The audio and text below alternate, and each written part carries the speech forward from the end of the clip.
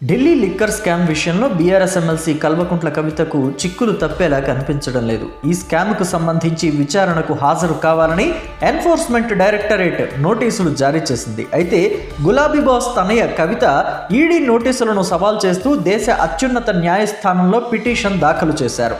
మహిళనైన తనను ఈడీ విచారణకు పిలవడంపై నోటీసుల్లో తీవ్ర అభ్యంతరం వ్యక్తం చేశారు. తనపై ఈడీ ముందస్తు చర్యలు తీసుకోకుండా ఆదేశాలు జారీ చేయాలని సుప్రీంకోర్టును ఆమె ఆశ్రయించారు. ఈ పిటిషన్పై సుప్రీంకోర్టు ఫిబ్రవరి 28వ తేదీన విచారణ జరపనుంది. జస్టిస్ బేలా ఎం త్రివేది, జస్టిస్ పంకజ్ మిట్టల్ ధర్మాసనం ఈ పిటిషన్ను విచారించనుంది. ఇది ఇలా ఉంటే లిక్కర్ స్కామ్లో సిఆర్పిసి సెక్షన్ 41A క్రింద కవితకు సిబిఐ కూడా నోటీసులు ఇచ్చింది. ఈ కేసులో ఇప్పటి వరకు సాక్షిగా ఉన్న కవిత పేరును సిబిఐ నిందితురాలిగా చేర్చింది. దీంతో ఈ కేసులో కవితకు మెల్లగా ఉచ్చు బిగుస్తోందని అంటున్నాయి పొలిటికల్ వర్గాలు. అయితే ఈ విచారణకు కవిత డుమ్మా కొట్టనున్నారట. ముందే నిర్ణయించిన కార్యక్రమాల దృష్ట్యా తాను ఈ విచారణకు అటెండ్ అవ్వలేనని సిబిఐకి కవిత లేఖ ద్వారా తెలియజేశారట.